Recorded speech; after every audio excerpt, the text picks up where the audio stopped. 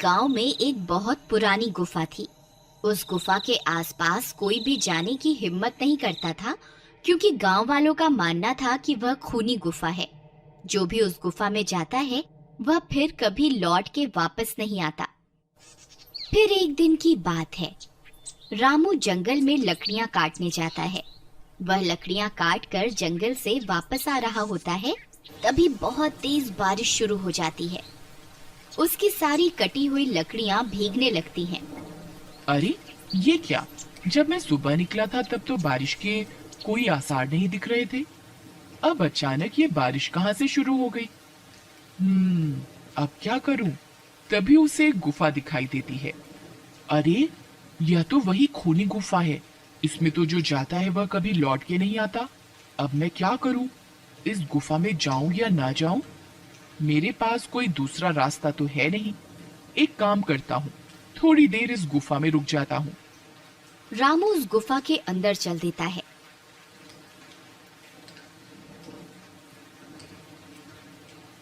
अंदर जाने पर उसे डरावनी आवाजें सुनाई देती हैं। वह इधर उधर देखता है, किंतु उसे कोई भी दिखाई नहीं देता। फिर वह थोड़ा और अंदर की ओर चला जाता है और फिर कभी वापस लौट के नहीं आता। उधर गांव में रामू की पत्नी और उसका बेटा चिंटू उसका इंतजार करते रहते हैं, लेकिन पूरी रात गुजर जाती है और रामू घर वापस नहीं आता। फिर अगले दिन सुबह होने पर रामू की पत्नी और उसका बेटा गांव वालों के पास जाते हैं और उन्हें रामू के लापता होने के बारे में बताते हैं। अरे भैया, मेरे पति कल जंगल गए थे लकड़ियां काटने, परंतु वे घर वापस लौट के नहीं आए। कोई मेरी मदद करो उन्हें ढूंढने में। अरे बहन यशोदा, मैंने रामू को कल जंगल में देखा था। वह लकड़ियां काटकर घर की ओर आ रहा था। तभी तेज बारिश होने लगी और वह उस बारिश से बचने के लिए उस खूनी गुफा में चला गया। तुम तो जानती ही हो, वह खूनी गुफा है। उस गुफा के अंदर जो भी जाता है वह कभी वापस लौट के नहीं आता है। हे भगवान, अब मेरे पति का क्या होगा? शामू भैया, आप हमारी मदद कीजिए। आप कुछ गांव वालों को अपने साथ लेकर उस गुफा में जाइए। क्या पता आपको मेरे पति और बाकी गांव वाले जिंदा मिल जाएं। नहीं नहीं बहन, हम वहां मरने के लिए नहीं जाएंगे। सब बोलते हैं उस गुफा में एक चुड़ैल है, जो भी उस गुफा में जाता है वह उसे कच्चा खा जाती है। नहीं नहीं, हमें माफ करो, हम तुम्हारी कोई मदद नहीं कर सकते। फिर यशोदा और उसका बेटा हताश होकर वापस अपने घर की ओर चल देते हैं। अपनी माँ को परेशान देख चिंटू अपनी माँ को बोलता है, माँ, तुम परेशान मत हो, मैं बाबा को वापस घर लेकर आऊंगा। अरे बेटा, जब पूरे गांव वाले मिलकर उस गुफा में जाने की हिम्मत नहीं जुटा पा रहे तो तुम क्या कर लोगे? कोई बात नहीं बेटा, भगवान तुम्हारे बाबा की रक्षा करेंगे। जाओ, बहुत रात हो गई है, तुम अब सो जाओ। चिंटू रात भर सो नहीं पाता और वह अपने बाबा के बारे में सोचता रहता है। फिर वह फैसला करता है कि वह अपने बाबा और बाकी गांव वालों को जरूर उस खूनी गुफा से वापस ला कर रहेगा। यही सोचकर वह आधी रात को जंगल की ओर चल देता है। जंगल का रास्ता बहुत डरावना होता है। चिंटू को बहुत डरावनी डरावनी आवाजें सुनाई देती हैं, लेकिन वह बिना घबराए उस गुफा की ओर चलता जाता है। कुछ ही देर में वह उस गुफा में पहुंच जाता है। गुफा में पहुंचकर उसे वहां कोई भी गांव वाला दिखाई नहीं देता, सिर्फ डरावनी आवाजें ही सुनाई देती हैं। फिर वह हिम्मत जुटाकर गुफा में और अंदर की ओर जाता है। तभी अचानक उसके सामने एक चुड़ैल आ जाती है।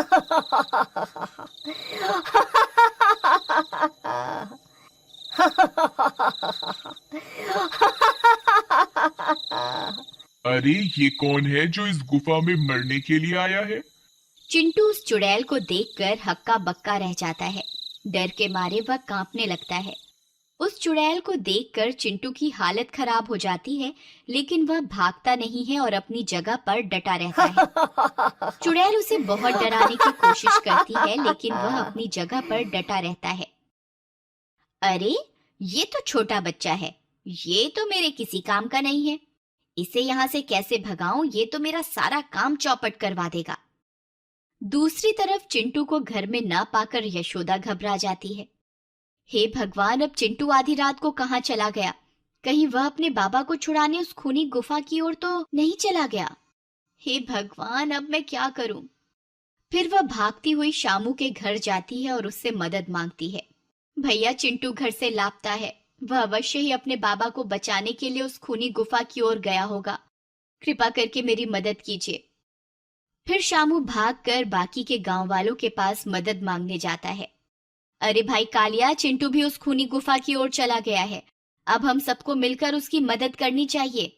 अगर एक बच्चा अकेला आधी रात को उस जंगल में खूनी गुफा में जाने की हिम्मत दिखा सकता है, तो हमें अपने आप पर शर्म करनी चाहिए।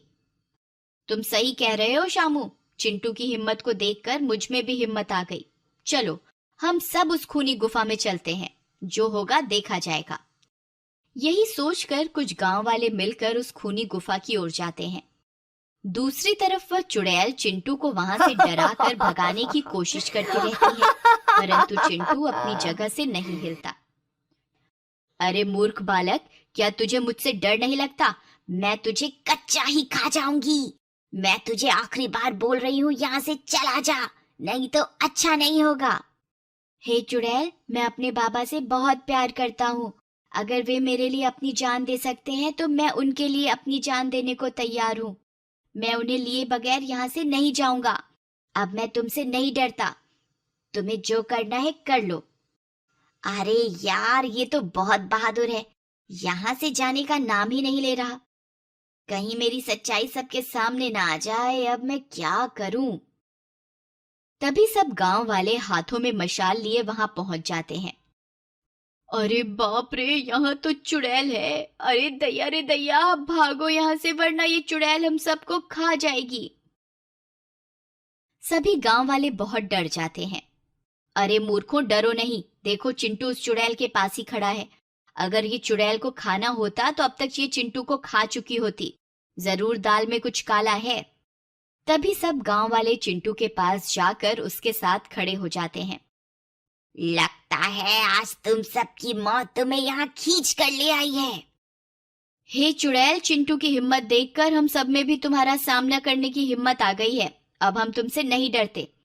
तभी सब गांव वाले हाथों में मशाल लिए चुड़ैल की तरफ बढ़ते हैं। अरे ये क्या, ये सब तो मेरी तरफ ही आ रहे हैं। अब तो मुझे यहाँ से भागना ही पड़ेगा। अरे देखो देखो, ये चुड़ैल तो दुम दबाकर भाग रही है। लगता है ये कोई चुड़ैल नहीं है, जरूर दाल में कुछ काला है। चलो इसका पीछा करते हैं। सब गांव वाले चुड़ैल का पीछा करते हैं। तभी चुड़ैल का पीछा करते करते गांव वाले ऐसी जगह पहुंच जाते हैं जहां उन्हें बाकी के सारे गांव वाले मिल जाते हैं। वे सारे खुदाई का काम कर रहे होते हैं। वे लोग उन गांव वालों को अपनी ओर आता देख खुश हो जाते हैं और अपनी आप बीती बताते हैं। कालिया, अरे भाई घनश्याम, तुम सब लोग यहाँ खुदाई का काम क्यों कर रहे हो? और तुम सब लोग वापस गांव क्यों नहीं आए पिछले 2 महीनों से? अरे क्या बताएं भाई कालिया, ये औरत ने चुड़ैल बनकर हमें जबरदस्ती यहाँ कैद करके रखा हुआ था और खजाने के लालच में हमसे दिन रात यहाँ खुदाई करवाती रहती थी। जब भी कोई गांव वाला हमारी तलाश में इस गुफा की ओर आता तो यह उसे डरावनी आवाजें निकालकर यहाँ से भगा देती थी और उसे अंदर नहीं आने देती थी। और जो कोई भी अंदर आ जाता था तो उसे भी कैद करके यहाँ खुदाई के काम में लगा देती थी। तब सब गांव वाले मिलकर उस चुड़ैल को पकड़ लेते हैं। मुझे माफ कर दो, मैं खजाने के लालच में तुम सबको डराती थी। मैं कोई चुड़ैल नहीं हूँ। मुझे मेरी गलती का एहसास है। तुम मुझे जो भी सजा दोगे मुझे मंजूर है। कोई बात नहीं, तुम्हें तुम्हारी गलती का एहसास हो गया, यही बहुत है। मॉरल, हमें कभी भी डरना नहीं चाहिए और किसी भी भूत चुड़ैल में विश्वास नहीं करना चाहिए। ये कहानी कहीं ना कहीं अगर आपके दिल को छुए तो प्लीज लाइक जरूर कीजिएगा।